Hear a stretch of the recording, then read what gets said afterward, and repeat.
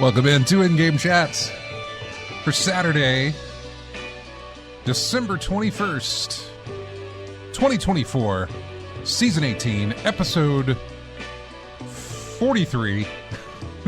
I'm Scott. And I'm RJ.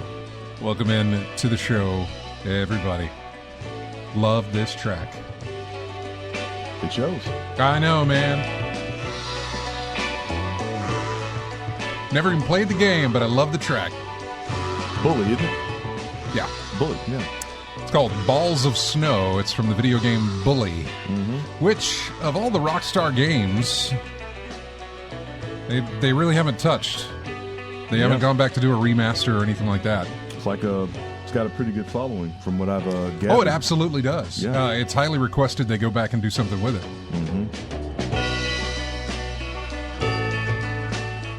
It's got a minute left. I'm going to let it play out. It's rare we do it. There's 2 times a year that we let the music play. It's the opening of the show, and it's the closing of the show. This particular episode.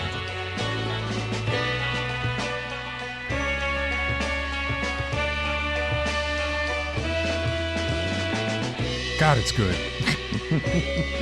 That's a video game, man. Yep.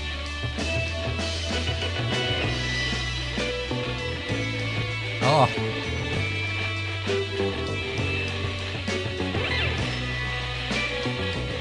Curious if that's like a rip or like, is that a license thing they got, or is that something they made themselves?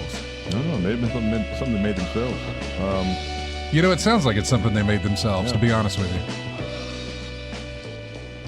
Like, I'm sure there's a band that takes the credit for it, but it sounds like it was internally produced, is what I'm saying. Not that Rockstar has a house band, but you know what I mean. Yeah, yeah. They had it, commissioned and composed and everything else specifically for that title, for that video game. So, yeah. Oh, man. Yeah, this is the only episode we do it. The final episode of the year, which is what this is. Right before Christmas, we open the show with that and let it play all the way through. We close the show with our usual song, which you'll hear at the end of the show, and we let it play all the way through.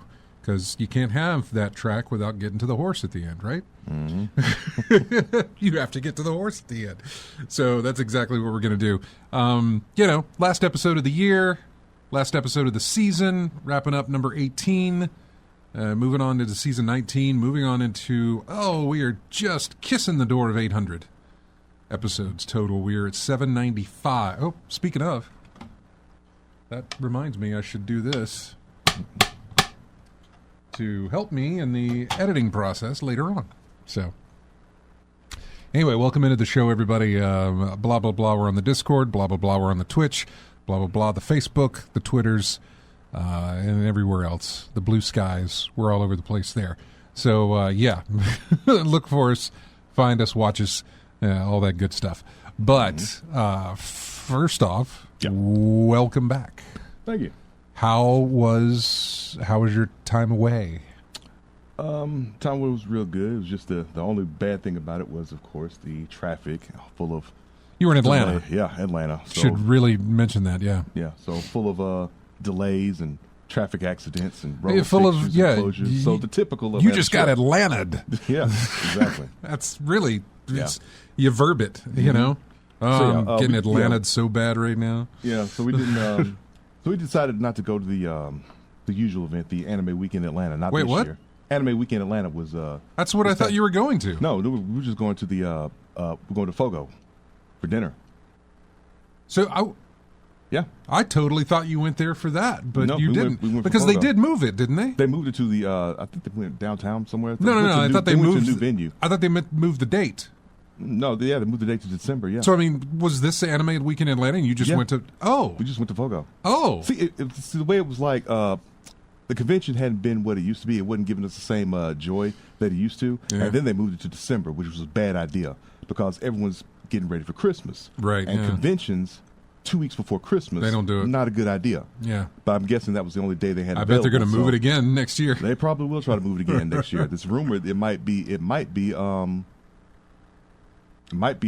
trying for the same week, or if worst case scenario, closer to Christmas. If it goes closer to Christmas, your attendance numbers are going to drop because even more so, people are going to go for Christmas instead of a convention. So I don't know. They may have to move again. They may have to do some finagling in the backgrounds or something. But yeah, it's a bad idea to me anyway to have a convention that close to the Christmas holiday. Yeah, dude, I totally thought you went to Anime Week in Atlanta. No, we went to Fogo. Which started to be the highlight of the entire trip. Yeah, you just went to go eat. Yeah. I don't blame you on that one. Yeah, it's Fogo. Yeah, PAX is great, and I love going to. Well, it's been a while since I've been, but PAX is great, and I enjoy going to PAX. What ended up happening was that I enjoyed being in the city of Seattle.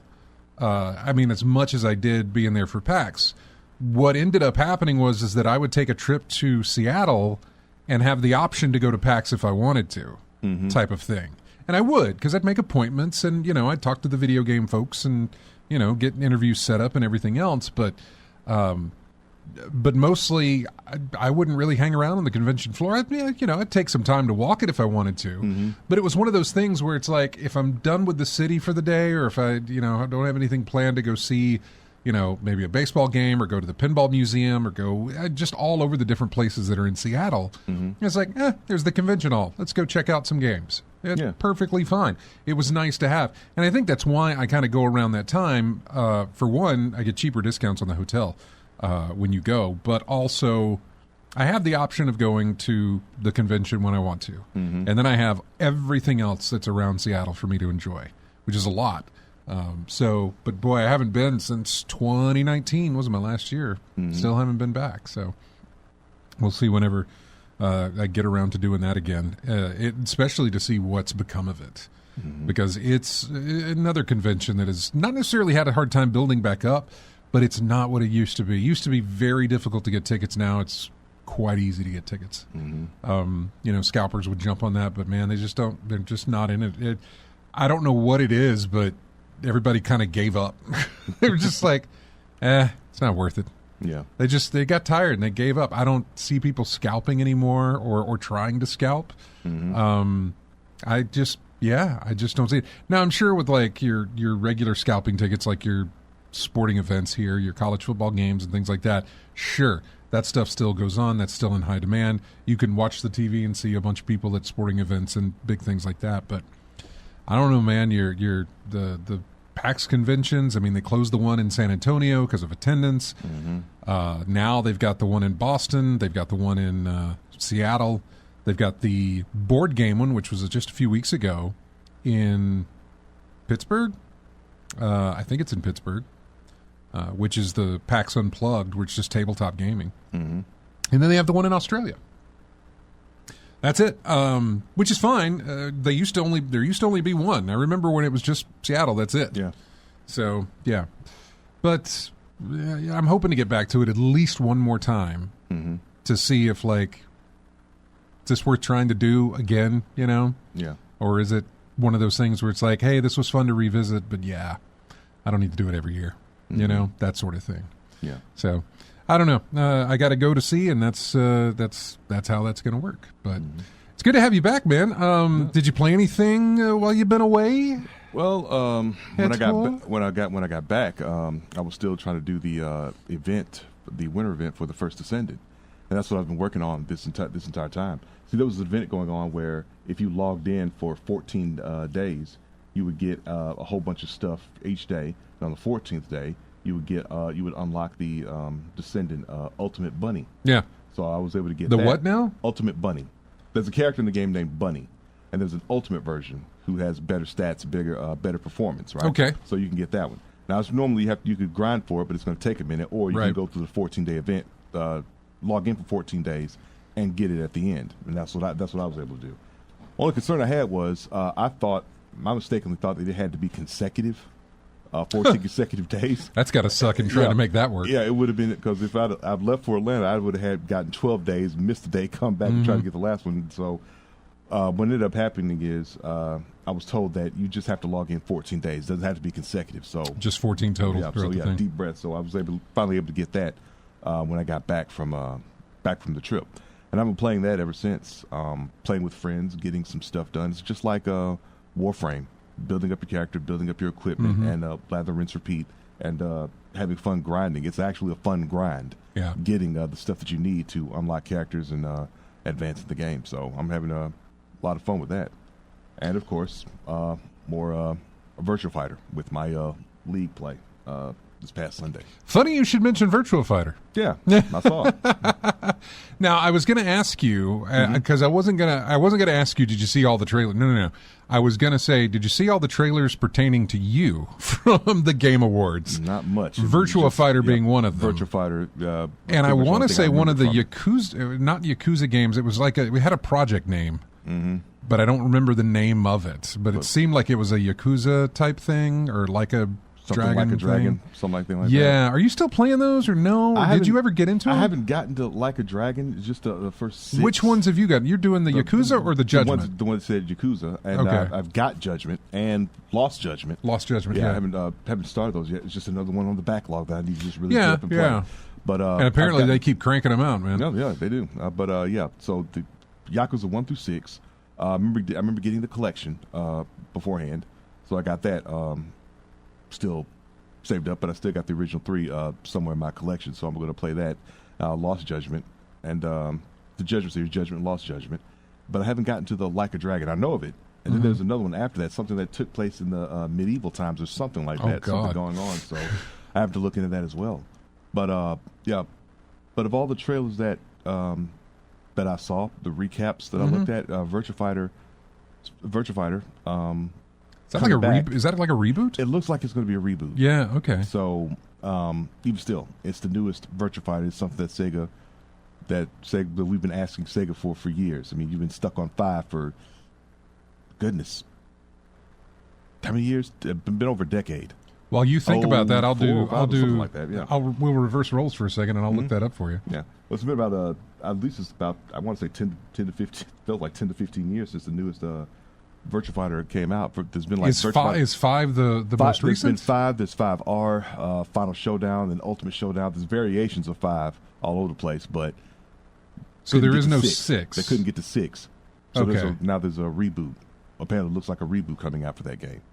I have a Virtua Fighter 5 Revo. Revo, yeah, there's Revo. We just had a 2.0. Virtua Fighter 5 Ultimate Showdown. I mean, how many? A lot. There's been a lot. Oh, okay. Wait a second. Okay, I'm looking here.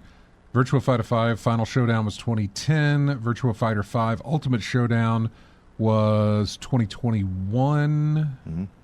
Virtua Fighter 5 Revo is scheduled for a 2025 release, which I'm guessing was that what they were showing off? Or was this a brand new thing? No, Revo for what, Steam? Oh, is that what that's going to be for? I was more focused on the reboot, the one with the short little 10-second clip between what looked to be. It does. It says Virtua Fighter 5 Revo is Windows of 2025.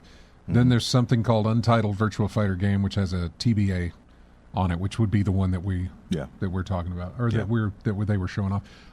My really only other question was, and it probably you probably saw it and really didn't think anything of it because knowing you're not there yet. But it was the standalone or expandalone, as we like to call it. It's expansion, but it can sit by itself for the thing. Oh my God, Elden Ring. Okay, yeah.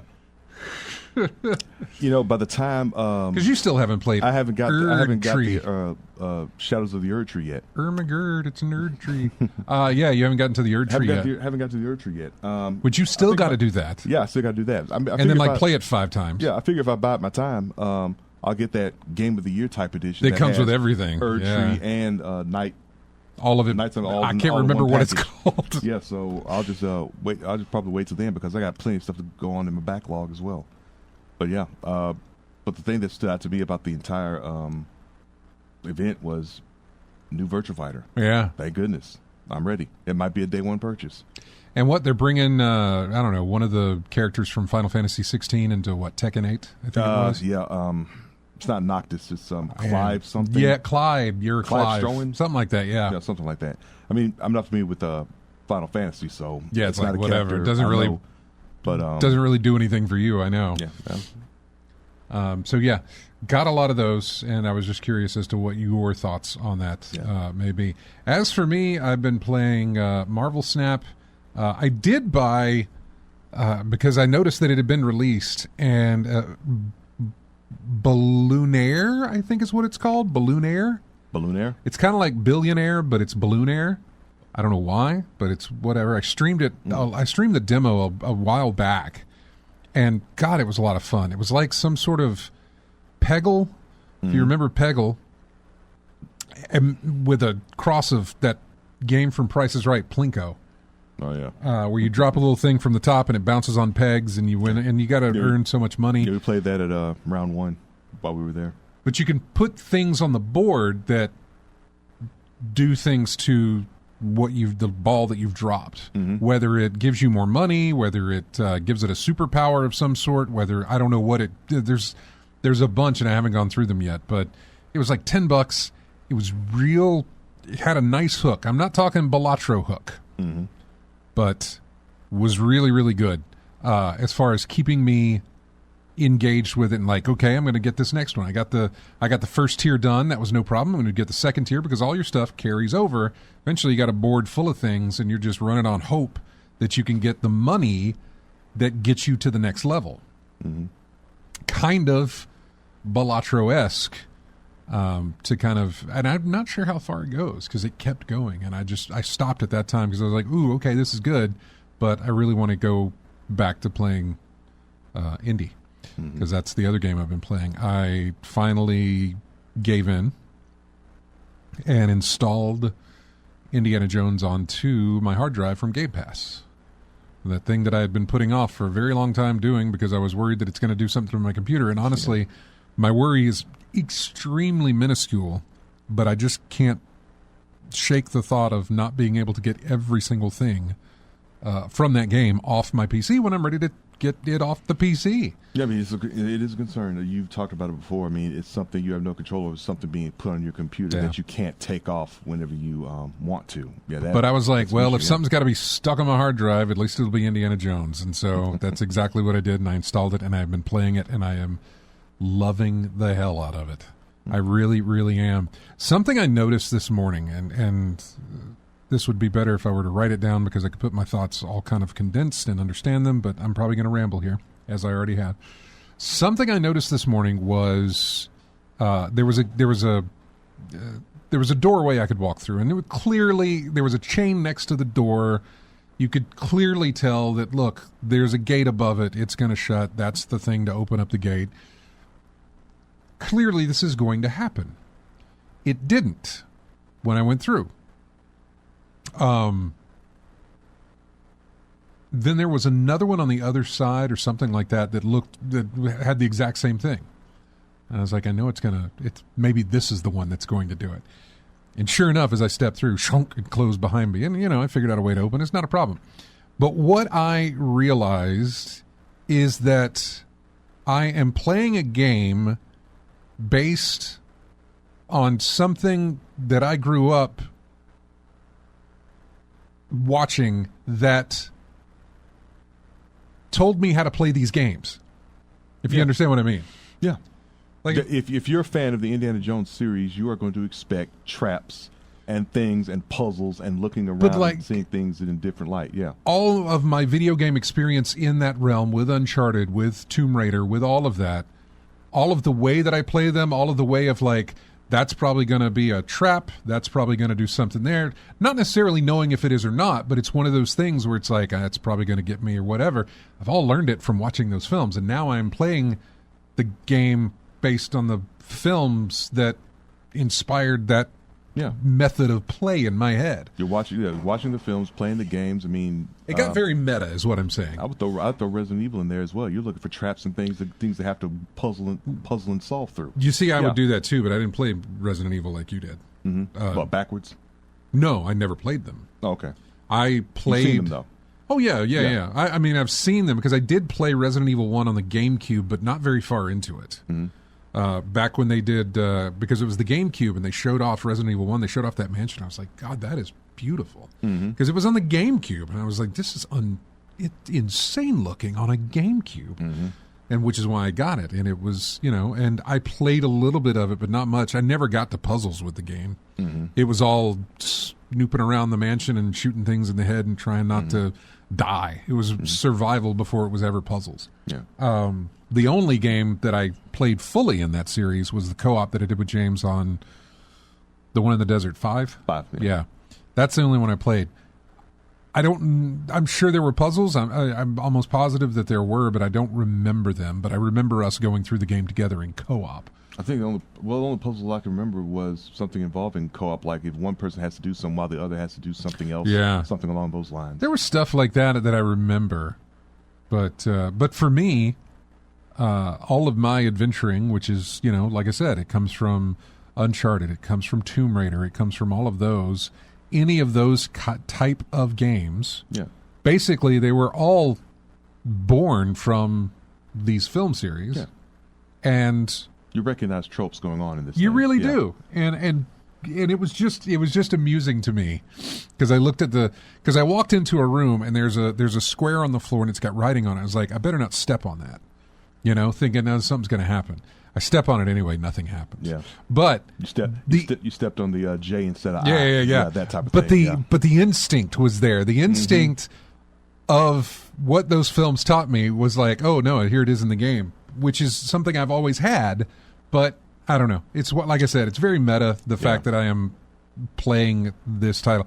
And it's so wonderful to play. I am giddy every time I fire it up and go through there, every single time. I am playing it. Anytime a cutscene comes in, God bless Troy Baker for nailing that Harrison Ford impersonation. It is, it's just fantastic. It really, really is. And I am absolutely in love with it. And I'm not very far into it, even though I put quite a few hours into it now. It's because I'm very thorough with everything. I mean, I'm still in the Vatican, which is like the second place you go after the intro. I say second. It's the first place you go after the intro. And so I've just been walking. I got to the Sistine Chapel. That was really cool to see. But, walking around, doing all this stuff, trying to find clues and letters and take photos. And I love it. I absolutely adore it. Yeah. Now, I'm wondering how this title appealed to folks who may not be as experienced had much experience with the Indiana Jones franchise as, say, me or you have. Did you pull in, like, new folks, or is it... That's a good question. I don't know. Strictly fans. I mean, I would say that they would have some familiarity with it only for the fact that there were, and a lot of people like to think this never happened, but there were 2 other films after the main 3 that were released. And I want to say recently. One was obviously recently, as recent as last year. But prior to that, I think it was 2010, I think, was Skull, or 2008 maybe? Yeah, let's see. Was Skull? You're going to look that up for me. I'm going to be... looking through. I forgot we got the chat room, and I'm looking through the chat. Let's see.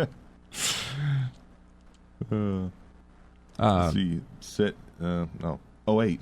08. Okay. I was like 2010, and I was like, no, it might have been 2008. Lethal Migrant says Seattle is great. Walk the empty streets downtown at night. Go to the 5 Point Cafe a few blocks from the Space Needle. Such a great dive bar, open 24/7. Lethal is, well, I haven't, I could probably look it up. But just curious what survived the pandemic in Seattle. Specifically, Shorty's Pinball Bar is my first thought.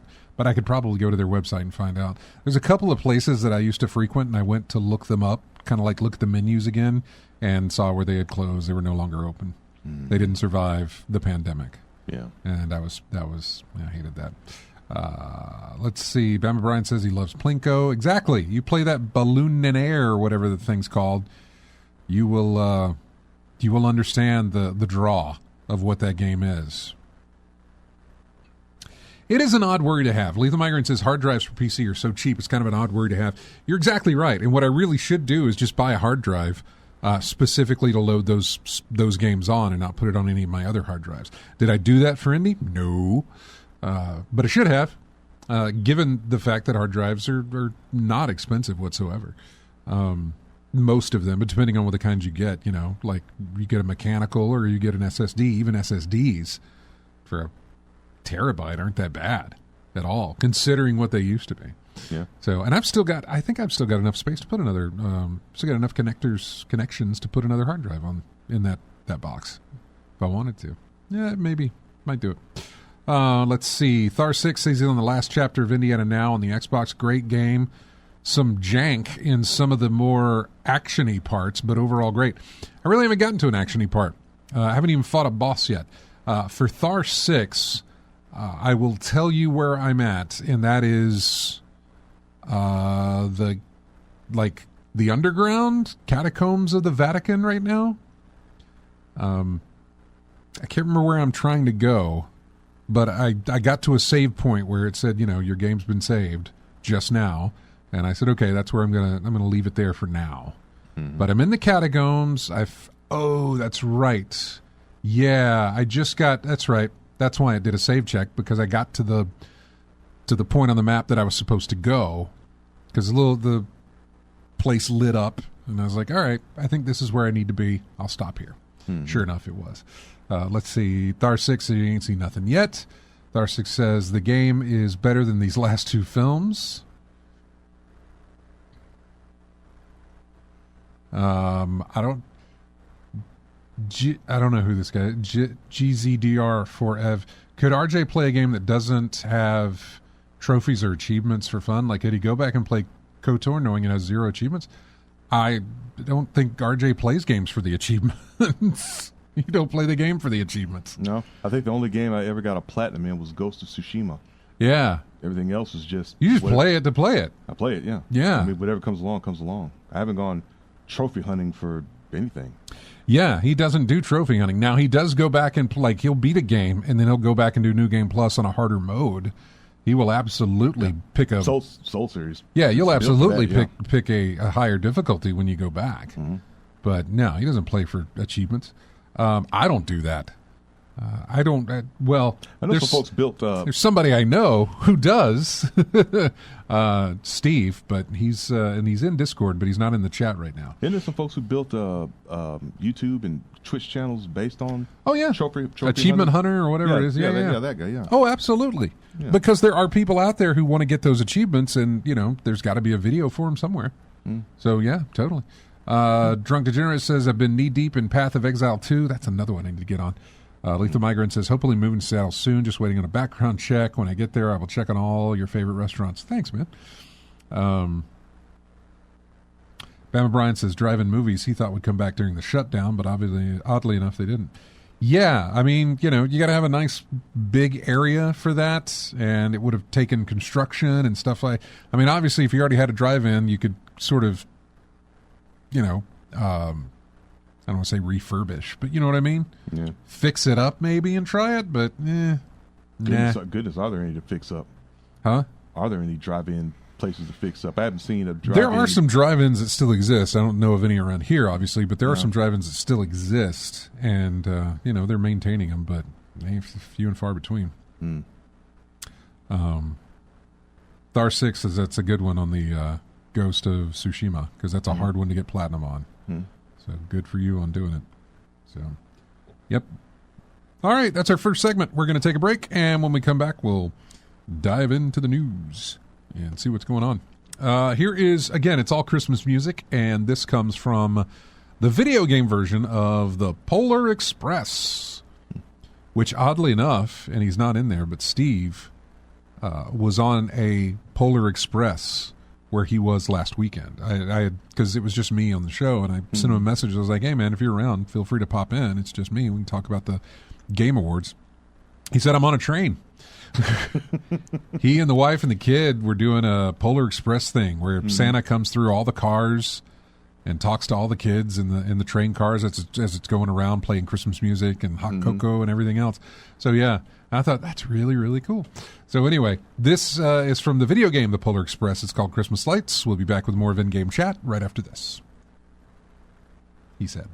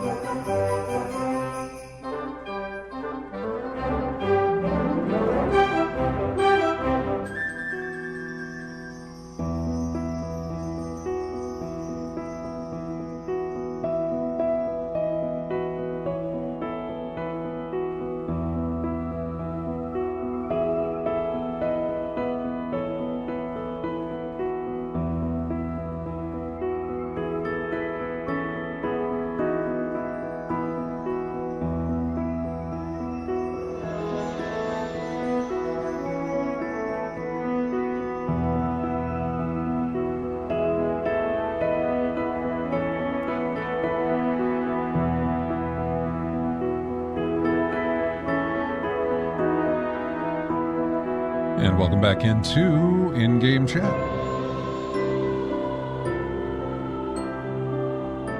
Music here from Destiny 2. The Dawning music, which is their Christmas thing that they do every year.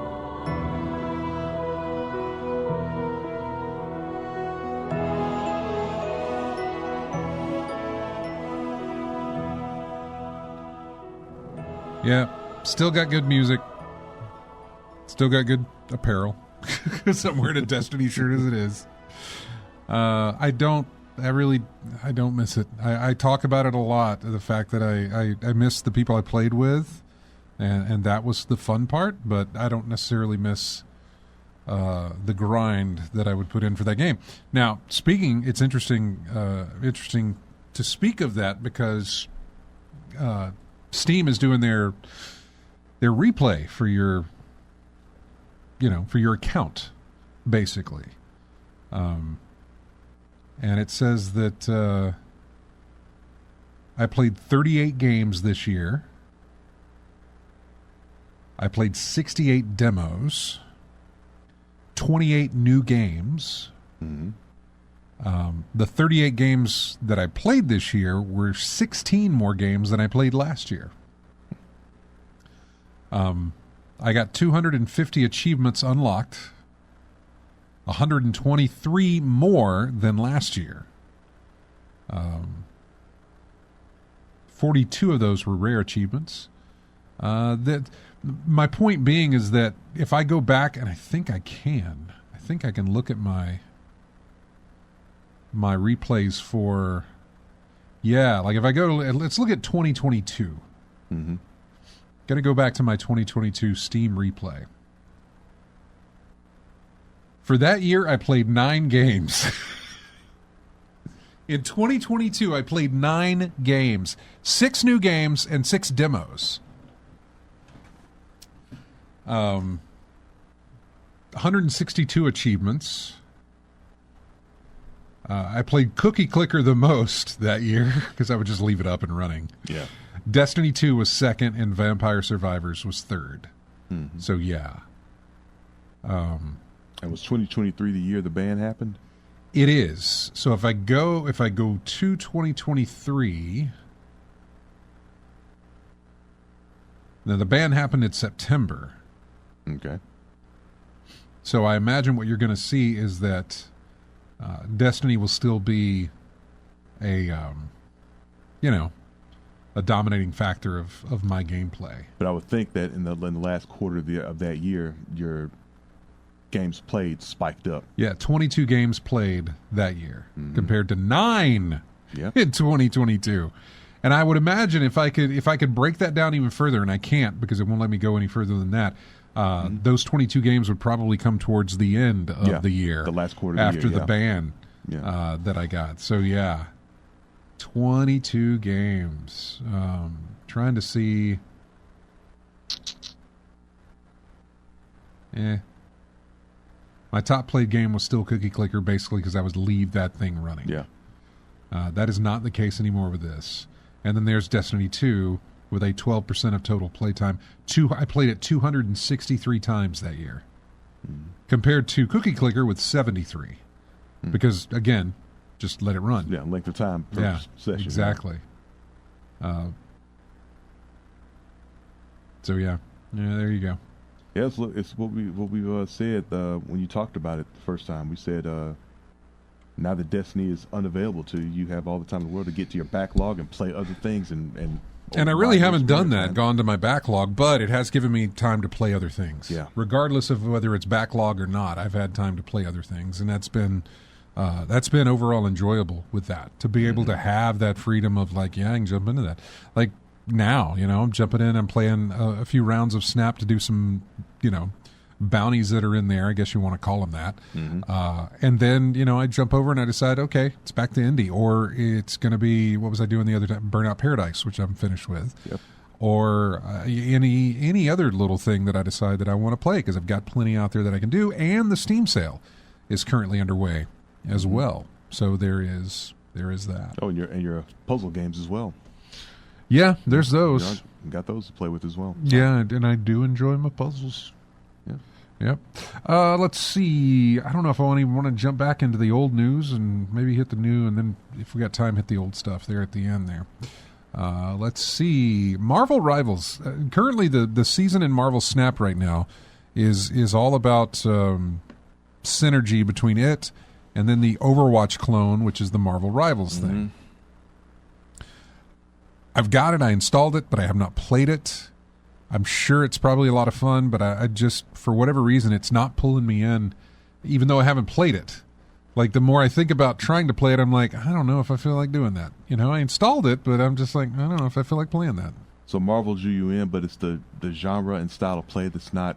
I think so. I really think so. But I haven't even experienced that style of play outside of. Did I even try? I don't even think I tried Overwatch. I was never. None of those really ever drew me in. Yeah. And so, yeah, if this is just hey, we're playing Overwatch, but we put the Marvel IP in it, and I'm like, yeah, okay, I'll be familiar with your characters, but I still don't think it's for me. I think I've played that format of gameplay before with Battleborn. Okay, when I played Battleborn. Yeah. I can see where back you go. In the day. So I've got some familiarity with the style of play. Yeah, but totally. It was okay. I mean, it had a more interesting set of characters in there to me anyway, and I stuck with it for a little bit here and there. But it got to a point where you could not play the game solo. I mean, I couldn't advance far enough, no matter what I did, no matter which character I picked. Playing it solo was near impossible. It was just too. It was built for team play. Wasn't built for solo play. So I stopped playing after a while of that because I couldn't really get together with anybody who was playing the game as well. So I just stopped at that point. And Overwatch kept going. It was I think it was like a direct conflict between them and Overwatch at the beginning, and Overwatch won that one clearly and kept going on from there. Overwatch not doing too well, or at least this Rivals thing seems to have overshadowed Overwatch. But hadn't Overwatch been stagnant for a minute? I really think it has. When they did Overwatch 2, I think they missed the mark on that for some reason. And I can't remember because I'm sure we went over it because I do remember it coming up in the news a lot back when it came out and like there was something wrong. Either the monetization or something that they did with it that was not working. Yeah. And I guess they never really fully recovered from that. I don't know. But you don't hear about it anymore. Yeah. You used to hear about, it's another character reveal. Here's the character trailer for this one that they're releasing, and it just doesn't happen. Of course, doesn't Microsoft own that now? I don't know. Overwatch is Blizzard, right? Activision? I believe so. Yeah, I think it is. So, I mean, Microsoft owns it. But anyway, Marvel Rivals opening weekend saw 10 million players Microsoft join in. Yeah, so Microsoft owns that now, but yeah. Anyway, I haven't touched it. Is anybody in the chat room talking about it? Nope. I haven't touched it. If you have and you're enjoying it, then that's good. I don't know anything about it. I've not. I installed it, but I've not fired it up. Let's see. Night Rain. That is the Elden Ring standalone thing. Looking at nearly 3 years of mods and fan demands. And then deciding to do it themselves. What does it say? Seamless co-op, randomizer, and the spirit of a boss rush mode all under one roof. My first reaction to Night Rain from Elden Ring Night Rain was, crap, it's a multiplayer thing. But the more I thought about it, the more I came to realize that there's not only a lot to be excited about, but it's pretty much the experience a lot of fans have either requested to add to the game or otherwise inserted into the game through mods. One of the first things I thought when learning about Night Rain through some coverage was they're doing their own seamless co-op. Apparently there was a mod project trying to do something like that. That they were trying to bring beginning to end co-op experience with Elden Ring as a friend as opposed to the base game's grandfathered in, drop in, and get disconnected after each boss system from Dark Souls. As soon as the boss is gone, you're gone. Yeah. So, yeah. They're trying to keep it where it's everybody's together all the time. With Night Rain, FromSoft is building something from the ground up to be experienced cooperatively. even to the exclusion of PvP, though I was relieved to learn I and my fellow Destiny dungeon soloing pre-patch purist freakazoids will be able to go in solo. Regardless, I think this co-op focus shows some canny awareness by FromSoft of its own fan base, an attempt to fulfill the demonstrated desire for co-op toward Elden Ring itself instead of leaving it to the modders.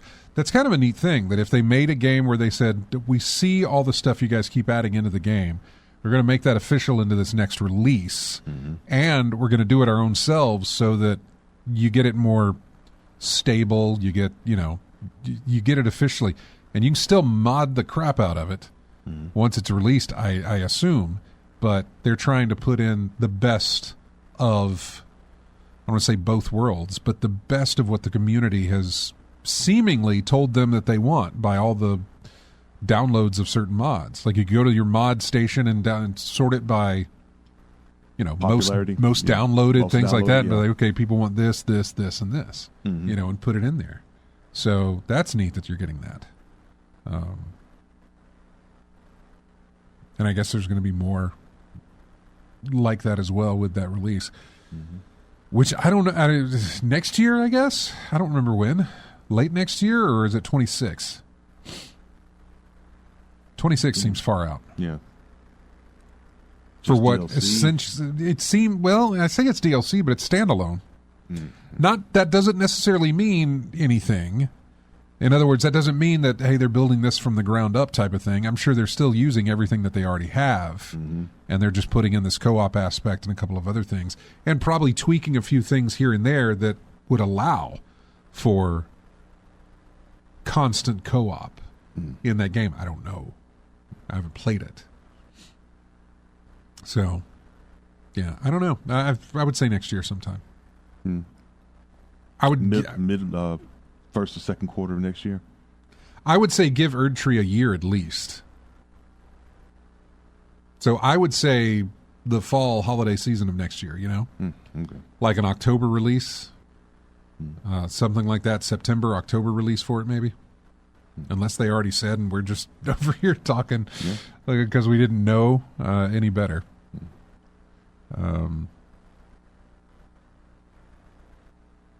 What else we got in our news here? Yeah, I've been seeing more info about this Nintendo Switch 2. A couple of case manufacturers have sort of let game things... case or game case manufacturer. Okay. I say game case. The handheld, the case for the system. Because the Switch is a portable system. And so the case for that system, they, some of the companies that manufacture cases for those systems have, some of their stuff has been released. Images and things, so you can kind of get an idea of what we're looking at. So I hear game case, I'm thinking the disc, the clamshell. That's what I'm thinking about. No, not for the game. I'm talking about the system case, I guess would it be a better word. Shell. Yeah. The shell for the system. Yeah, they've shown off a 360-degree render of a case for the Nintendo Switch 2. That's getting 3D printed. Which with what looks to be a render of the new console inside. So yeah, you kind of get an idea. But there was a massive... Well, I say there was a massive leak. There wasn't a massive leak as much as it was... Somebody went on the Switch 2 or Switch Reddit or subreddit or whatever the case. They went on to Reddit. They said, yeah, I have seen the Switch 2. I have held it. I have not turned it on, but I have held it in my hands. What do you want to know? And the mods of that community very quickly jumped on him to say, look, you got to provide proof or we're just kicking you out right now. We're going to ban you because people come in all the time with this stuff. So provide your proof or, get banned. And they came back later and they said, yeah, he provided proof. We're letting the post stay. And so he went through and was answering questions, what it felt like, Was the screen bigger, that sort of thing? What are the Joy-Cons? They're magnetic now. Currently, the Joy-Cons kind of slide into on a magnets near a screen. Oh yeah. I mean, dude, there's a magnet right here that's holding my plug-in to the laptop. Mm-hmm. So yeah. Okay. Yeah, no. They're perfectly fine. It's well, the current Switch, you have to guide them in on these I don't want to say rails, but you know what I mean, like these little plastic slide like rails, so, yeah. notches type thing that slide in. Yeah. Well, now they're magnetic, which is even better. So they just kind of click or whatever. But apparently we're going to get new information coming after the first of the year, pretty close after the first of the year. Mm-hmm. I would say that first weekend after New Year's, which we won't be here for. By the way, we're taking off the next 2 weeks. So this week we're off, or I say this week, this kind of next Saturday and the Saturday after our replay Christmas, shows. New Year's, yeah, exactly. So that's what we're doing for that one. And that weekend, the 4th and 5th, whatever that is, I think that's when we're going to find some information out about the Switch 2. That seems to be what the indications are. He confirmed, and I know it sounds stupid, but he confirmed what the logo looks like. He confirmed, like I said, the Joy-Cons are magnetic. They also are, what's that term, ergonomic, I guess. They have a, fit your hands. Yeah, they kind of fit your hands, kind of, like that. They have a grip type thing. And what else? That it was going to be released with a game that had a 9 in the title. Mm-hmm. And speculation on that was Mario Kart. Yeah, because they're on 8 right now, right? They are on 8, and they've been on 8 they've been on 8 since the Switch released. Mm-hmm. And so it's more than likely going to be Mario Kart 9 for the release of the Switch 2. So, okay. But yeah, Fitting. Yeah, very much so. And very also fitting. surprising that we haven't heard anything about a Mario Kart, I say sequel, but whatever the 9th series, the 9th game in that series would be. Mm-hmm. So yeah. But that's something we should be hearing about pretty soon in the next couple of weeks. I wish I had a link to that. I don't know where all that information went, so I could show you, because they had mock-ups of things. You could see what the controllers looked like, how the whole thing was. Yeah, a lot of people took that information and said it probably looks like this. Did up renders and things. So yeah, but we should get some news soon about it. We're at the top of the hour here, and we're going to take our break. We have music here from Kingdom Hearts 3. Arendelle, of course, which is the Frozen area from the film Frozen and stuff. So yeah, that's what you're going to hear next, and we'll be back with more of In-Game Chat right after this.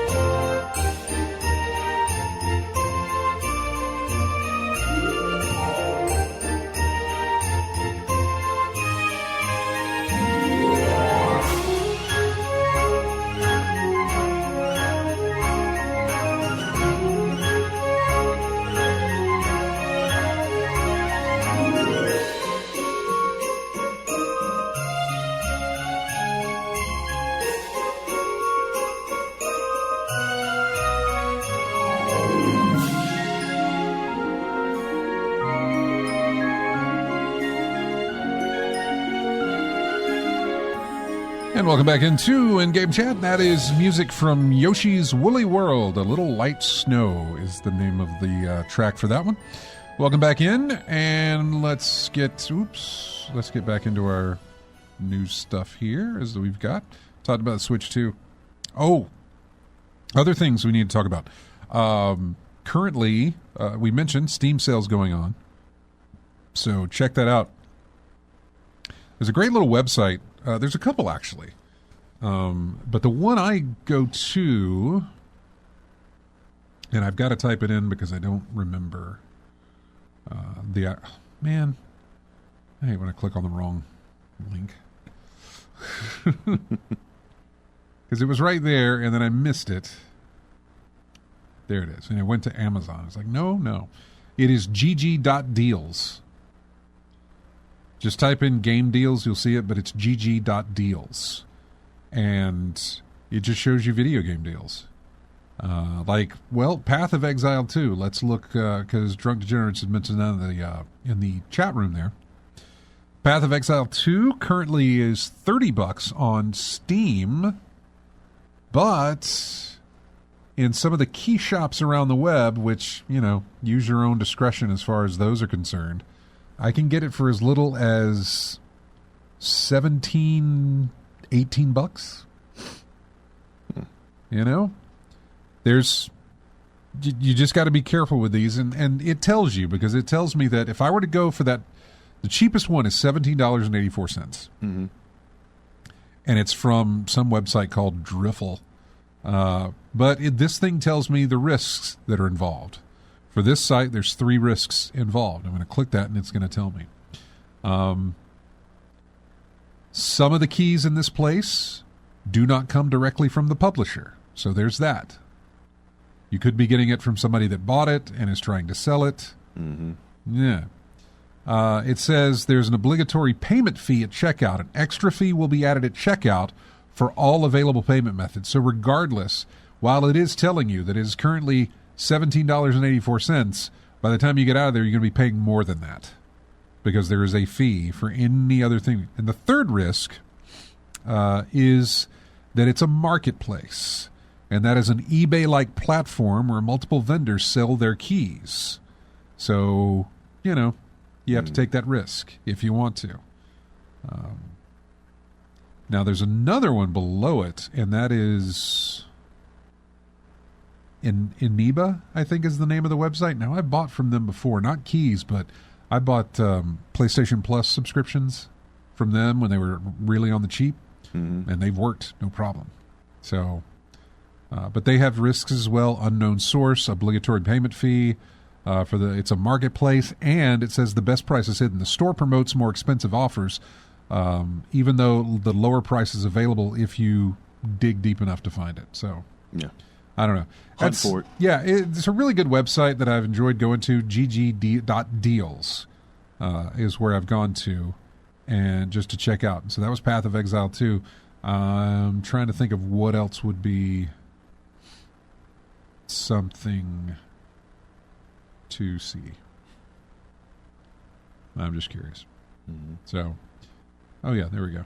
Because it also lists the most popular, and currently the most popular right now is Path of Exile 2, Helldivers 2, Hogwarts Legacy, Forza Horizon 4, Vampire Survivors, Baldur's Gate 3 is in there, Firewatch, Balatro,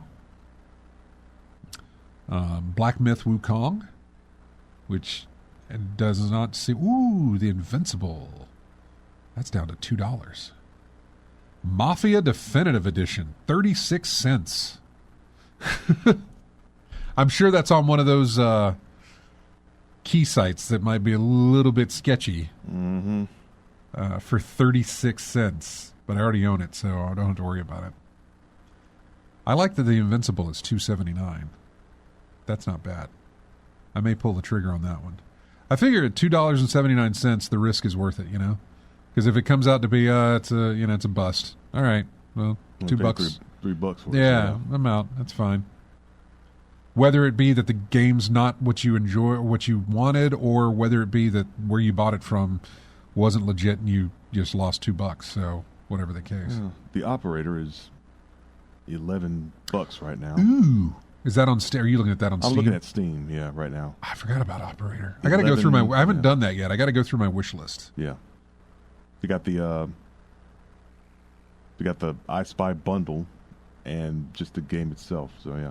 The game itself is $11.19, $11.20, and the bundle is $20.60. Oh, okay. Case Cracker and the Operator bundle, and Cyber Operatives and the bundle. And the operator in a bundle. Yeah, I'll have to look at that. Yeah, I believe Forza 4 is already delisted. I think physically you can purchase games, and I guess if you can grab a key, you can still unlock it. But currently, it is now delisted on the storefronts, from what I understand. That ended last Sunday, which I went and grabbed a copy, so I'd have it. Not that Forza 4 is anything really great or cool, but it's old enough that it'll run perfectly fine, not just on my system, but on my Steam Deck. Yeah. Also, it was $10, I think, real cheap. It was on sale. It was massively cheap. So yeah, I grabbed it before it was delisted. So, but you're right. That's probably why it is there. The other thing I wanted to mention was Epic Game Store is doing their daily free game giveaway for 16 days straight. Every day, a brand new game will be free for you to add to your account, download, and keep forever on the Epic Game Store. So that's for PC. So go create an Epic Game Store account if you haven't already. Maybe you got a new computer. Maybe you're getting a new computer. Doesn't matter. Go to the website, create an account, fire it up, grab the game.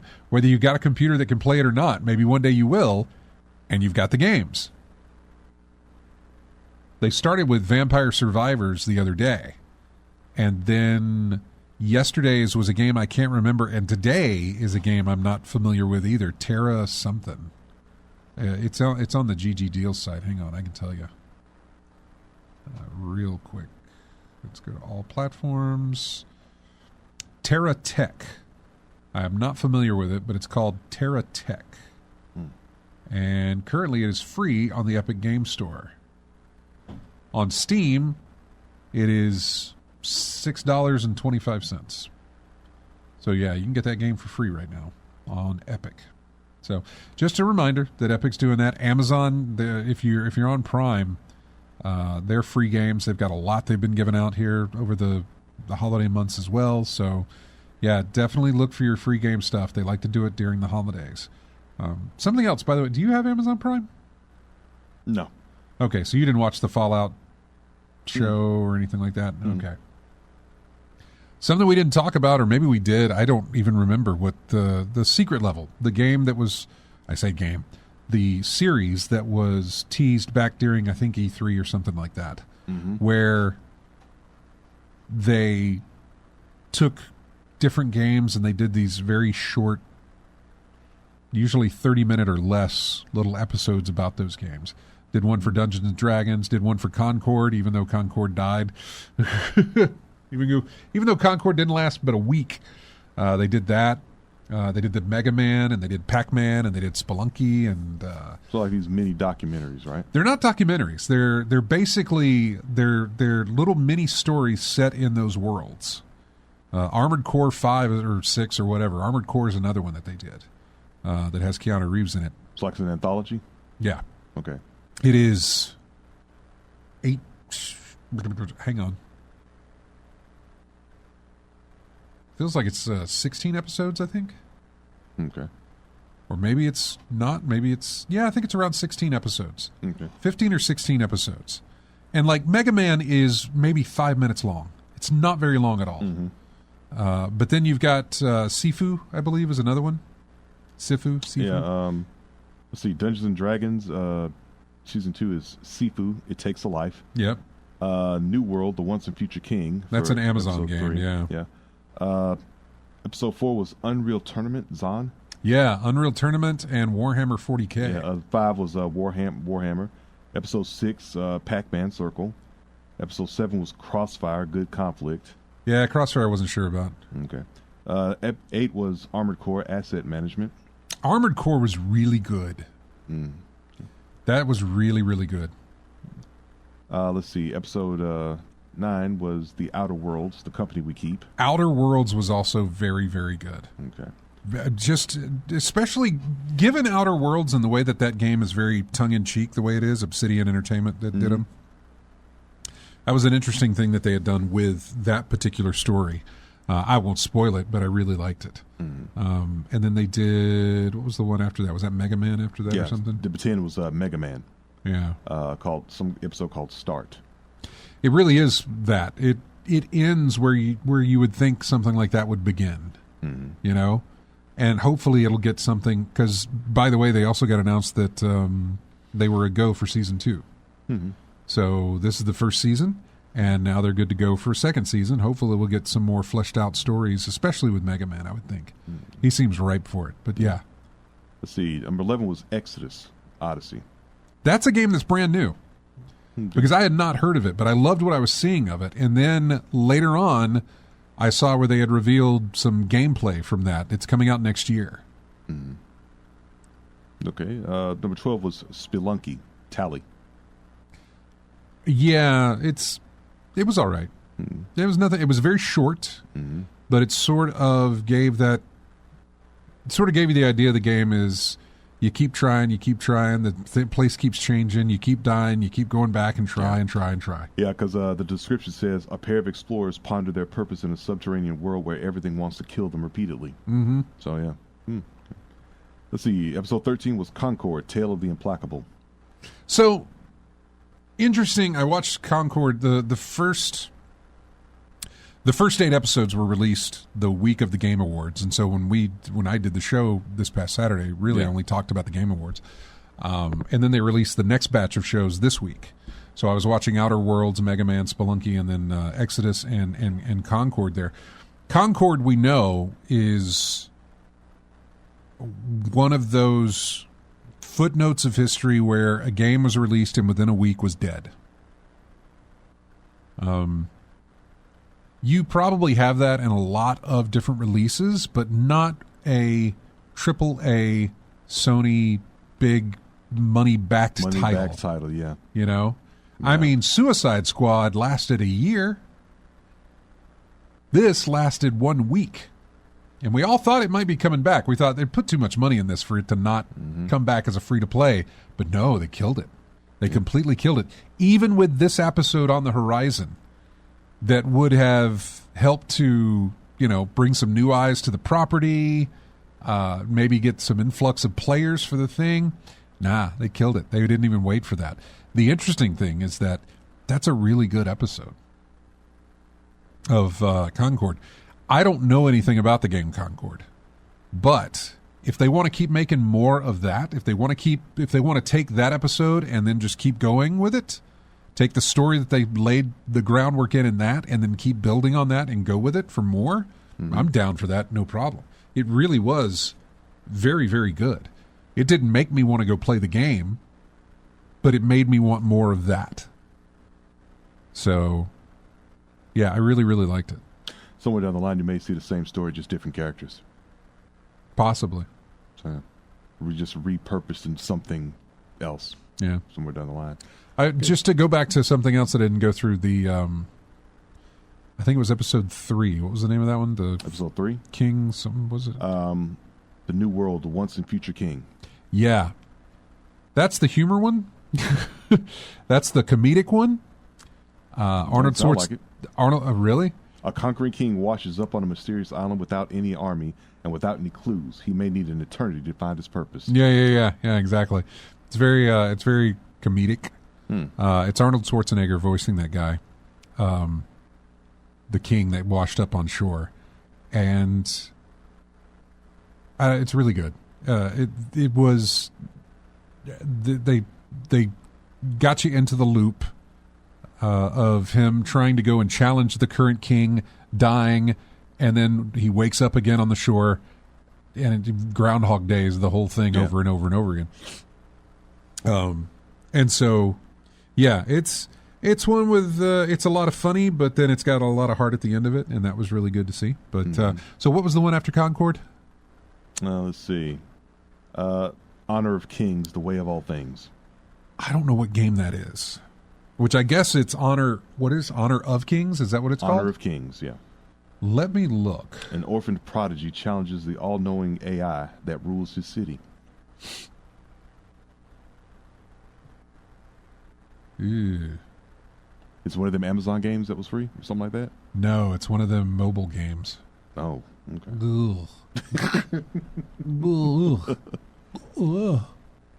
It's a multiplayer online battle arena video game published by Tencent Games for iOS and Android. Story's fine. The implementation of your game, though, leaves something to be desired. What sucks is that I really loved the secret level episode of it. Yeah. And so I went looking for it. So like I said, the story's fine.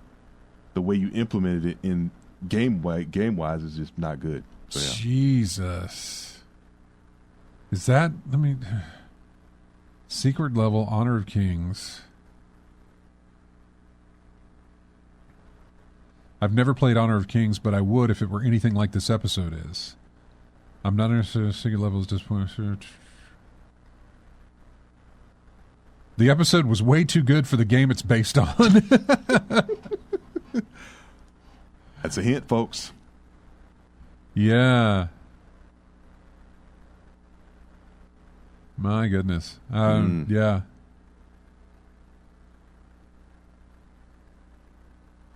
Anyway, I was just looking through just to see, but yeah, you're right. That one was good, but if it's based on that mobile game, oof. And that's fine. I'll again, kind of like Concord, I'll take more of what they did there, but I have no desire to play your game still. Yeah. And what was next after that? Last one was Playtime Fulfillment. That was crap. I will tell you why it was crap. It was crap because it was basically, it makes me wonder how much money Sony spent on this. Because obviously they spent the money for Concord to have that episode done. And they also spent the money for this one. This one was basically trying to throw in as many PlayStation characters as they could. An ad. Huh? It's an ad. It's an ad. Yeah. It's like an 8-minute, go play PlayStation games. Yeah.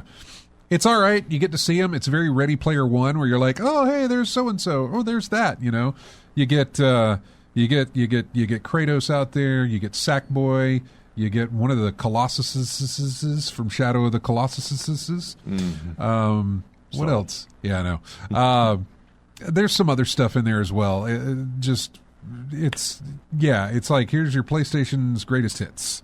And sounds like Wreck-It Ralph without the charm. Really, basically, but it's 8 minutes. It's just an ad, and it was bad. Out of all of those, that's the one that I didn't like. And that's what you ended on? Really? That's how they end on. Yeah. Now I watched them in order, but if I were to tell you to watch these, I would say do that PlayStation one first, get it out of the way, and then watch it, or don't do it at all. Or don't do it at all if you don't want to. But if you're going to do all the others, might as well, just so you can understand how crappy that is. But you can watch them in any order you want. It's not going to make a difference. Yeah. They don't tie into each other. Yeah, there's no tie. They're all completely different games, so there's no tie at all. So, yeah. Yeah. I don't necessarily have a favorite. Pac-Man intrigued me just because I'm a Pac-Man fan. I'm a big Pac-Man fan. And so it was interesting to not only see that episode and then later on at the Game Awards figure out that, oh, they're going to release a game next year based on that episode with Pac-Man. Very strange. Look up when you have time. You don't have to do it now. Well, I'm looking up see the description. It says, trapped in a vast maze and pursued by ghosts. A mysterious entity summons a warrior to help it escape. Yeah. Oh man, now I'm. We got isekai going on here. What? Someone from another world to do a different one to serve a purpose. No, not really. It's more like they've been born there and born and bred or whatever to try and escape the maze. And they die, and then they try again, and then they die, and then they try again. In other words, it feels that a lot. Yeah, die it feels die and come back. Yeah, it feels very. If I take the episode as clues as to what the game may be about, and the game is called I always forget what the game's called. Episode's called Circle. So yeah, that's not what the game. It's like Okay. Pac-Man. Shadow Labyrinth is the name of it. Mm-hmm. And it's supposed to come out next year sometime for PC, PlayStation, Xbox, Nintendo Switch. What if I take what I've seen of the trailer for Shadow Labyrinth and I take the episode at it, it feels like it's a rogue-like. Is that the best way to call it? Where you go as far as you can, you die, you start over again, you go as far as you can, you die, you start over again, that sort of thing. Mm-hmm. Kind of Vampire Survivors-like, kind of Prince of Persia: The Lost Crown, Hades would be another one that's sort of invoking that. Mm. That's the For some reason, I'm thinking of that game, Let It Die. maybe. Yeah. I mean, you have a body, you go as far as you can, go up the tower as high as you can, but if you pass on, you're gonna have to either spend a ridiculous amount of resources or just start over from the beginning. Just let it die, start over. Yeah, it was interesting to see, and then it was really interesting to see that there's going to be a game based on that, and then that threw me all kinds of confusion because of everything I'd read before. Like before the game was announced, Bandai Namco was releasing statements or PR things saying like, "Oh no, we told them just to go nuts with it," and I'm like, "But you got a game coming out based on that episode, so either they came to you a long time ago and said, 'Here's what we've got,' and you guys started developing a game based on it." Or you already had this in mind and said, "Here's what we're doing. Make a game based on that, or make a episode based on this." Mm-hmm. I can't buy your statement now that says that, "Oh yeah, they came to us about this and we told them just to go nuts and do something really weird." No. Mm. You're watching the trailer, aren't you? No, I'm looking at. I just pulled up Shadow Labyrinth on Steam. Just read a quick description. A 2D action platformer and a genre-twisting alternate take on the iconic Pac-Man. Yeah. As the swordsman. Yeah. Swordsman. Yeah. Okay. Oh yeah. As the swordsman, you wake on a mysterious planet amidst relics of wars past. To survive, you will discover secrets, consume your enemies, and grow from prey to apex predator. Yeah, that was a big theme in the episode, which is eat or be eaten. Which I love the fact that kind of boiled down the entire ethos of what Pac-Man is. Mm-hmm. Eat or be eaten. That is all it is. And so I thought that was interesting. So looking at the screenshots, you got this little, this war machine from a relic of Wars Past. It's a little yellow orb. Oh yeah. That That's old Pac-Man. It's a mouth that opens up, I guess. I believe so. Which is probably begging for a mod to make it look like 3D Pac-Man, like in Pac-Mania. You ever play that one? Mm-hmm. Yeah.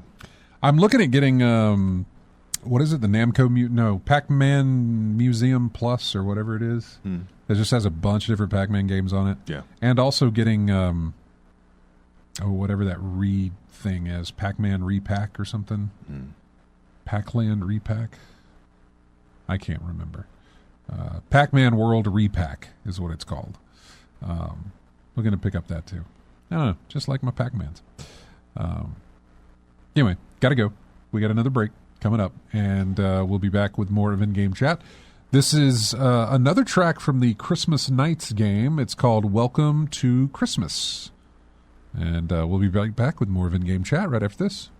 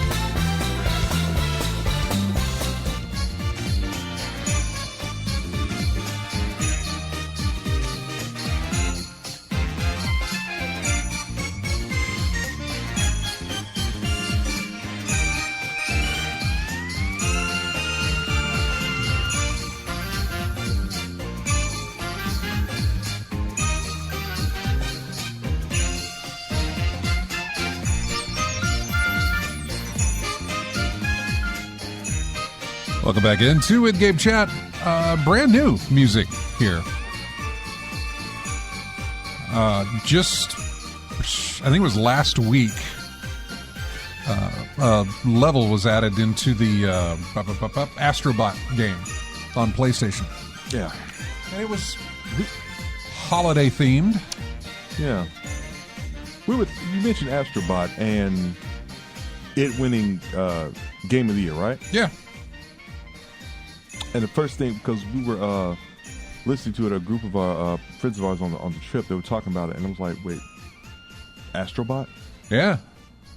And the first question, why? What? I haven't heard it talked about, haven't heard it, anything like that. Oh my God, it's done amazingly well for PlayStation 5 anyway. Yeah, it's done really well. The sales have been good for it. The critics have been raving about it. So, okay. Yeah. Is it deserved, in your opinion? I haven't played it. I've never heard of it. So, I mean, I've heard of it, but no, heard the name, but don't even know the format or the genre, what it's about. I wouldn't say. Now, the game that's sort of in that series was Astrobot's Playroom, I think. It was kind of a pack-in for the PlayStation game. 5. Yeah. Whenever you bought it. It was mainly a show-off for not just the system itself, but that controller, the DualSense 5. Okay. To show off the vibration functions of it, to show off the speakers, the speaker system in it, the haptic feedback that it gives when you're playing it as well. So, big tech demo. Sounds like. Yeah. No, absolutely was that game, and then they actually made a full-fledged platforming game for the character, and full price, major release, single player type game, and did pretty good. Now, whether it's deserved, I haven't played it, so I wouldn't know. But also, we talked about this. Out of the Game of the Year nominees, I had only played Balatro, I believe. Mm-hmm. I had not played Elden Ring nor Shadow of the Erd Tree, which is what was nominated. Black Myth Wukong I had not played. Astrobot I had not played. Metaphory Fantasio, I guess. The RPG. I had not played that at all either. Look, in the end, I guess it's just a title that just snuck up on us because it was something I wasn't even, like I said, heard the name, but didn't even know what it was. Yeah. But it's got Game of the Year, so they must have did something right. Oh, yeah. I can't remember what the other game was nominated, but again, it was another game that I had not yet played. So the only one I had played was Balatro. Yeah. Balatro came away pretty good as a winner from the Game Awards. But Indie Game of the Year, something like that? Yeah. Indie Game of the Year, Indie Debut, or Debut Game of the Year, that sort of thing. Yeah, they came away with that little one dev game. Came away with a lot of wins. Even just getting nominated for Game of the Year was a huge achievement for that. What else do we have? Sonic the Hedgehog 4 is already being... they already greenlit that. They said, sure, go, do a fourth one. The third one just released yesterday. I imagine it's doing fantastic, but I have no idea. GameIndustry.biz did their year-end numbers for the video game industry. The global games market value total for 2024, $184 billion. That is up 0.2% from last year. Consistent. And then when they break that down, $184 billion, 27% of that was console games, bringing in $50 billion. 23% was PC games, bringing in $41 billion. But 50% of that total gross, as it has been for years previous, mobile gaming. I'm not talking your Steam Deck. I'm not talking your Switch. Switch is considered console gaming. I'm talking about your phone and your tablet. Yep. Not even your laptop. I'm talking about your phone and your tablet. $92.5 billion. That's up 2.8%. That's up. By the way, the console and the PC, both of those were down. Console was down 4% this year. PC games were down 0.2%. But the overall total, given what mobile games did with the plus 2.8%, that sent us up 0.2% over last year than what we had done. Boxed versus digital.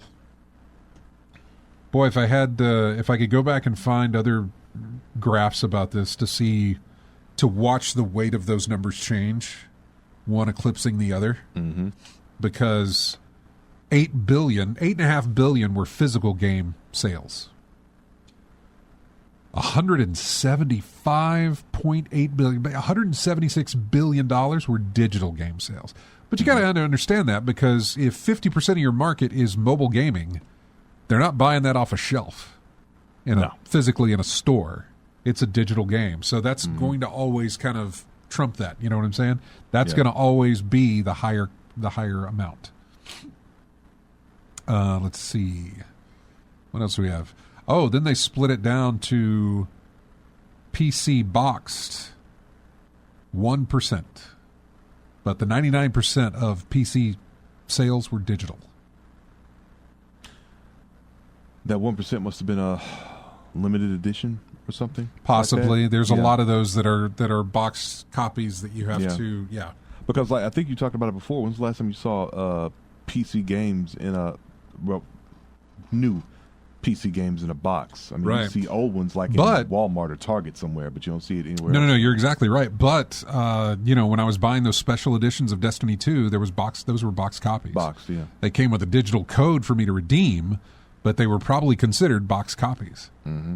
But that would be, I would easily understand that's that 1%. 99% of it's digital.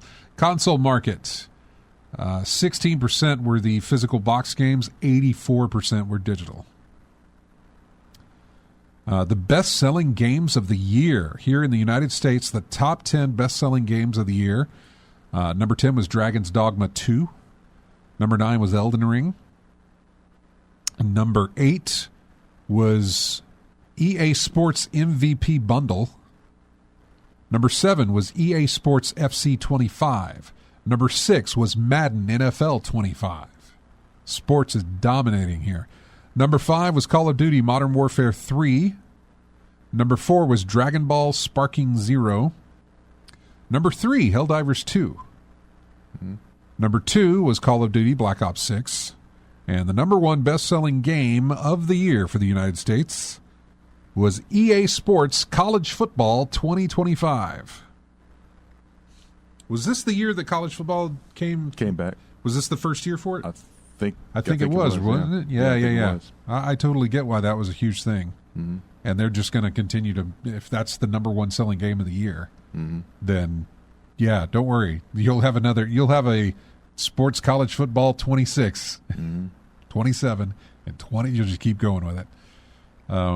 NIL. Yeah. Best-selling games of the year in the UK, a little bit different. Super Mario Party Jamboree was number 10. Legend of Zelda Echoes of Wisdom was number 9. Nintendo Switch Sports was number 8. Minecraft number 7. Mario Brothers Wonder was number 6. Mario Kart 8 was number 5. EA Sports FC 24 came in at 4. Black Ops 6 at 3. Hogwarts Legacy at 2.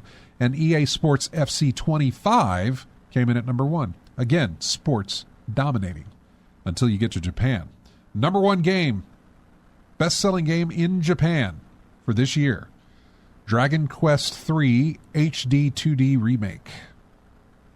That was number 1. So, in fact, Dragon Quest 3. Yeah. Toriyama? It doesn't tell me. No, I mean the art. Let me look it up. I think You'd have to look. Yeah. I have to look it up. If it's Dragon Quest 3 done by Akira Toriyama, who passed recently, then that may be the time to, Dragon Quest 3. Dragon Quest 3 HD 2D Remake, which will probably come in as you're typing that in.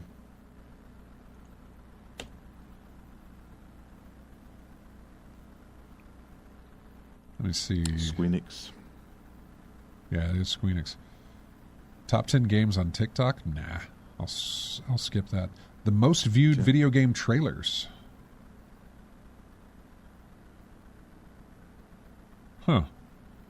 I guess we did. Did we not get a GTA 6 trailer this year? Because, man. Nothing new? I mean, not really. Honkai Star Rail version 2.0 was number 10 for the most viewed game trailer. Zenless Zone, it's a lot of Japanese games. Zenless Zone Zero, Black Ops 6, MetaQuest 3, two different versions of a trailer made it on this list in the 7th and 6th place.